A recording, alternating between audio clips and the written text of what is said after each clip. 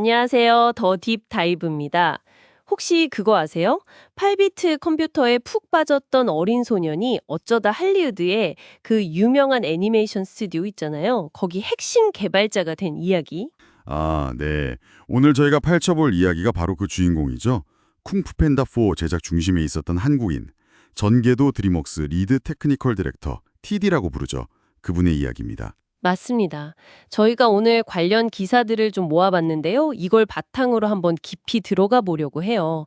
평범한 한국의 PC 키드였던 분이 어떻게 디즈니를 거쳐서 또 드림웍스까지 가게 됐는지 그 성장 과정하고요. 그리고 애니메이션 만드는 그 현장에서 TD라는 역할이 대체 뭔지, 얼마나 중요한지, 또 그분이 직접 겪은 할리우드 경험이나 통찰 같은 거, 그런 것들을 좀 심층적으로 살펴보겠습니다. 네, 그래서 저희 목표는 듣고 계신 여러분이 아, 이런 세상도 있구나, 아하 하고 뭔가 새로운 걸 알아가시는 거죠. 그렇죠.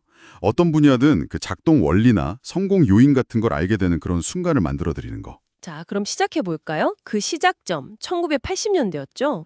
네, PC가 막 보급되던 시절. 친구 집에서 그 애플 8비트 컴퓨터 그걸 처음 보고 완전 빠졌다고 하더라고요. 아, 저도 어렴풋이 기억나요.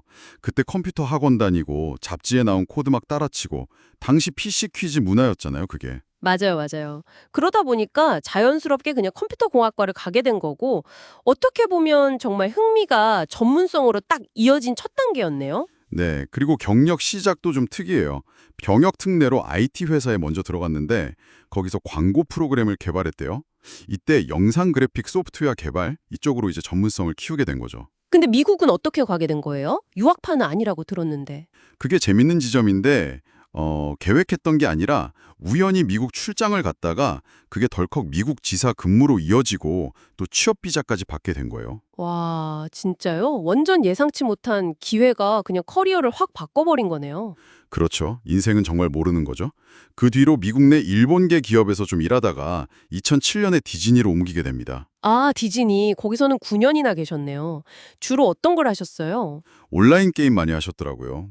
툰타운이나 캐리비안의 해적, 월드 오브 카 같은 거요. 그리고 그 플레이메이션이라고 스마트 토이, 그것도 개발에 참여하셨고요. 플레이메이션이요? 그게 뭐죠? 아, 그거 게임이랑 실제 장난감이랑 연동되는 거였어요. 당시엔 꽤 혁신적이었죠. 어떻게 보면 이때부터 이미 기술이랑 다른 분야를 이렇게 연결하는 경험을 하신 셈이에요. 그렇군요. 이미 그때부터 조짐이 보였네요. 그러다가 이제 드림웍스로 옮기셔서 쿵푸 팬더 4 리드 TD. 자, 그럼 이제 그 TD 역할, 이게 핵심 같은데 좀 더 쉽게 설명해 주실 수 있을까요? 아까 가교 역할이라고 하셨는데. 네, 맞아요. 가교. 쉽게 말하면요. 애니메이션 제작 과정이 엄청 복잡하고 여러 부서가 협업하잖아요. TD는 그 과정 전체의 약간 윤활유 아니면 문제 해결사 이렇게 보시면 돼요. 윤활유요? 문제 해결사? 네. 예를 들어서 모델링 팀에서 캐릭터를 만들었는데 이게 다음 단계인 리깅 팀, 그러니까 뼈 되씹는 팀이죠. 거기서 데이터가 잘 안 열리거나 오류가 난다거나 또는 특수효과 팀에서 막 불꽃 타지는 멋진 장면을 만들었는데 그게 공들여 만든 캐릭터 털 움직임을 다 망가뜨린다거나 이럴 때 TD가 딱 나서서 기술적인 충돌을 해결하고 데이터가 부서 간에 문제없이 쭉 흘러가도록 조율하는 거예요. 아하, 그렇군요. 모델링, 룩뎁. 아, 룩뎁은 그 최종 모습 결정하는 거 맞죠? 네, 맞아요. 캐릭터나 배경의 질감, 색깔, 최종 모습 결정하는 거. 그런 모델링, 룩뎁, 애니메이션, 라이팅 이런 각기 다른 기술과 예술이 만나는 지점마다 TD가 있는 거죠. 끊임없이 통역을 한다고 보시면 돼요. 이쪽 부서 언어를 저쪽 부서 언어로. 와, 진짜 영화 한 편 만드는 게 거의 스타트업 하나 세우는 거랑 비슷하다는 비유가 확 와닿네요. 보통 한 편에 300명에서 400명이나 투입된다면서요. 네, 기간도 2, 3년 걸리고요. 그러니까 이게 보통 일이 아니죠. 그런데 그 TD팀도 영화마다 캐스팅이 된다는 게 재밌어요. 네, 보통 슈퍼바이징 TD 1명, 리드 TD 1명, 그리고 여러 명의 일반 TD로 팀이 꾸려지는데 영화 프로젝트마다 새로 모이는 거죠. 전기도 TD 같은 경우는 이제 슈퍼바이징 TD가 추천해서 쿵푸 팬다 4의 리드 TD가 되신 거고 제작 전반을 책임지신 거죠. 근데 TD 배경이 꼭 컴퓨터 공학만 있는 건 아니라고요? 네, 물론 컴공 출신이 많긴 한데 미술 전공하다가 코딩 배워서 TD가 되시는 분들도 꽤 있어요. 아티스트 출신 TD죠. 오, 그렇군요. 진짜 기술과 예술 딱 그 경계에 있는 역할이네요. 그렇죠. 근데 전개도 TD한테는 이런 기술적인 도전보다 더 어려웠던 게 있었다고 해요. 더 어려운 거요? 뭘까요? 바로 문화적인 장벽이요. 이것도 어떻게 보면 또 다른 종류의 통역 문제인데, 아, 문화 차이, 언어 문제보다 더요? 네, 단순히 영어로 대화하는 걸 넘어서 그 미국 동료들이 어릴 때부터 보고 자란 영화, 만화, 뭐 그런 문화적인 맥락 있잖아요. 그걸 이해하는 게 정말 중요했다고 하더라고요. 팀워크도 영향을 미치니까요. 하긴 농담 하나를 해도 배경 지식이 다르면 이해하기 어려우니까요. 맞아요. 그래서 이분이 그걸 극복하려고 엄청 노력하셨대요. 예를 들면 1963년 마블 카툰 아이언맨이나 1986년작 왓치맨 같은 거 있잖아요. 그런 원작까지 다 찾아서 공부를 하셨다는 거예요. 와, 정말 대단한 노력이네요. 단순히 기술만 잘하는 게 아니라 진짜 동료들의 세계를 이해하려고 한 거잖아요. 그렇죠. 그런 노력 덕분인지 뭐 팬데믹 중에도 쉽지 않았을 텐데 장화시는 고양이 끝내주는 모험 만들 때 유아 같은 스타일 구현해서 호평도 받고 흥행도 했고요. 아, 그 영화 저도 봤어요. 영상미가 정말 독특했죠. 네. 그리고 이제 리드 TD로서는 첫 작품인 쿵푸 팬다 4도 상업적으로 크게 성공했고요. 이런 성공에는 드림웍스라는 회사 문화도 한몫했을 것 같아요. 네, 그런 것 같아요. 포브스에서 일하기 좋은 기업으로 선정되기도 했잖아요. 들어보면 경쟁보다는 되게 협력적이고 서로 막 도와주는 분위기래요. 다들 착하다고. 오, 다들 착하다. 개발자들 사이에서 그런 말 나오기 쉽지 않은데. 그렇죠.